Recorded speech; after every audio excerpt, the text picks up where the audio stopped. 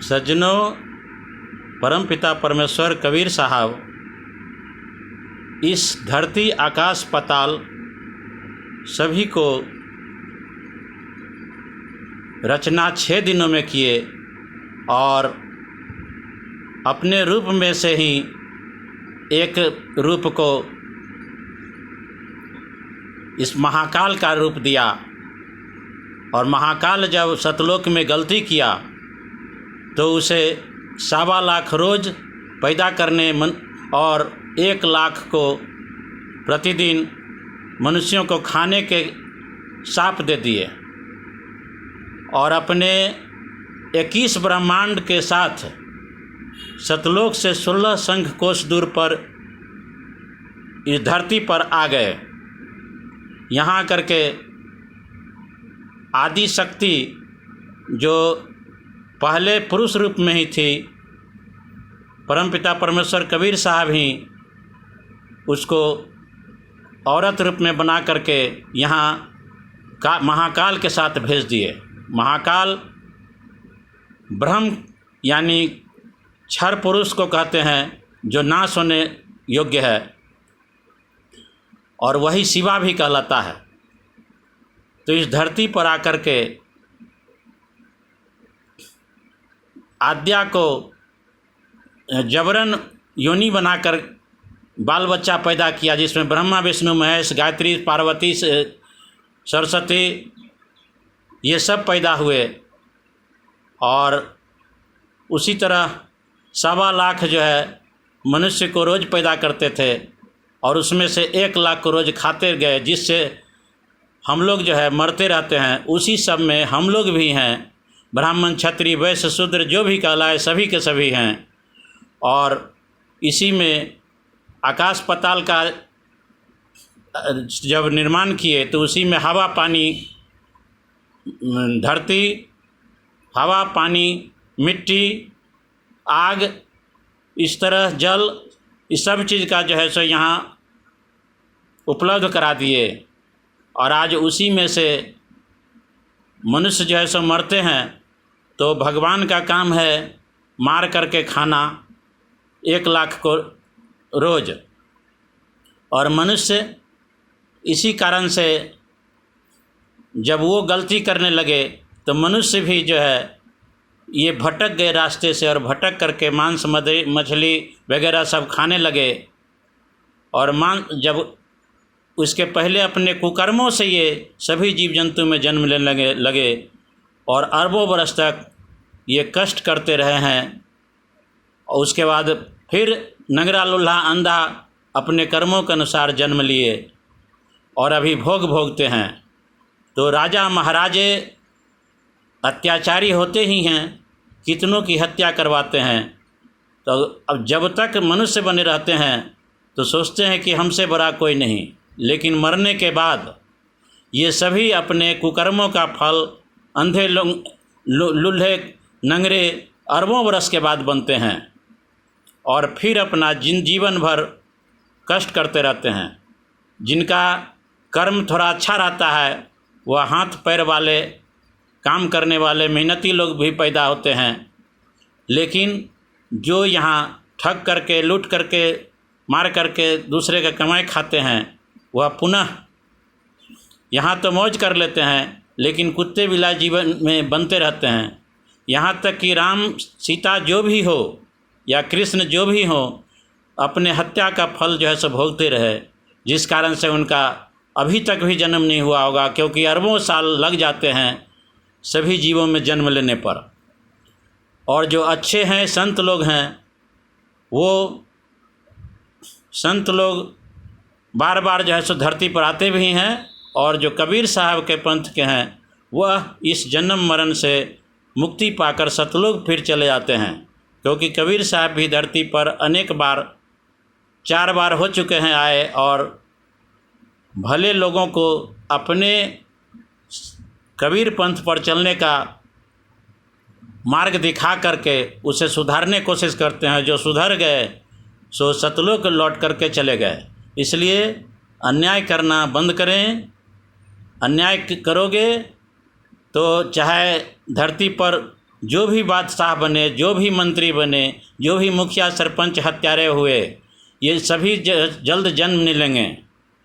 ये सब जो है कुछ क्षण के लिए, कुछ क्षण यानी कि कुछ वर्षों का सबका जीवन है। कौन कब मर जाएगा इसका कोई ठिकान नहीं है। इसलिए अत्याचारियों को सुधरना चाहिए। नहीं सुधरेंगे तो वही कुत्ते, बिलाई, गीदड़, बिलाई, बकरी, कीट पतंग बन करके भटकते रहेंगे और अपना जीवन इसी तरह काटते रहेंगे। अभी शक्तिशाली हैं तो जो समझ ले और जनता पर अत्याचार करें, लेकिन इसका फल अवश्य उनको भोगना पड़ता है। मारे गए तब भी भूत बन गए, आत्महत्या कर लिए तब भी भूत पिशाच बन करके टहलेंगे जब तक उनकी आयु पूर्ण नहीं हो जाती। मैं भूत को भी देखा हूँ, भूत मेरे साथ चला भी है, भूतनी भी मेरे साथ चली है।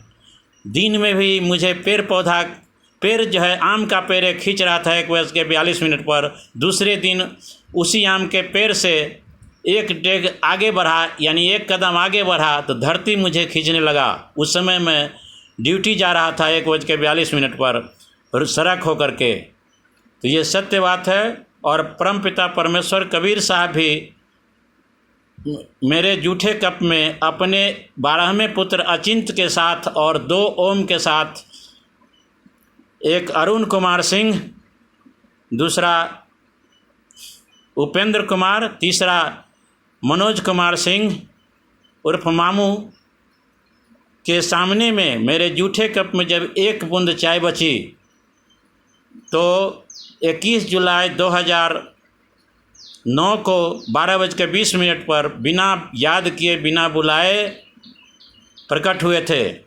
तो परमपिता परमेश्वर मेरे लिए दिन को रात भी बना देते हैं और रात को दिन भी बना देते हैं। मेरी बातों को सत्य करने के लिए उन्होंने 3:30 बजे रात को 6:10 बना दिया था। और जब मैं सो गया दोबारा तो फिर उठता हूँ तो फिर देखते हैं कि 9 फीट की ऊंचाई पर जो दीवार घड़ी है उसमें फिर 6:10 हो रहा है। तो मैं एक दिन पहले जो सोचा था तो वो चीज़ सत्य कर दिए। तो इसलिए सबसे आग्रह है कि सुधरें, सुधर करके कबीर साहब के पंथ पर चलें, किसी भी जीव जंतु को मार कर नहीं खाएं। ये मैं आपको सत्य बता रहा हूँ। मैं 2 कदम चला था तो मेरे स्नान करने के लिए प्योर ठंडी में 31 दिसंबर 2009 को 10:20 पर सारा बादल उड़ गया था मेरे स्नान करने के लिए और सूर्य पूरे रूप से उग गए। इसी प्रकार 28 जुलाई 2015 को 2 कदम चला तो मेरे मारुति का शीशा नहीं फूटे, इसके लिए गुरुदेव आंधी तूफान वर्षा में बर्फ़ का ओला गिराना बंद कर दिए। मात्र 2 डेग चले तो ऐसे साहब हमें बहुत मानते हैं कबीर साहब। इसलिए आप सबों को भी निवेदन करते हैं कि आप सब भी कबीर साहब के पंथ पर चलें।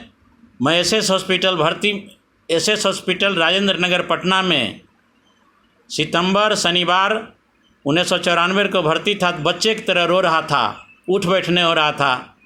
आंख बंद किया, उत्तर दिशा में बेड पर लेटे लेटे और गुरुदेव को याद किया तो गुरुदेव साक्षात प्रकट हो गए, जो 6 साल पहले मर चुके थे।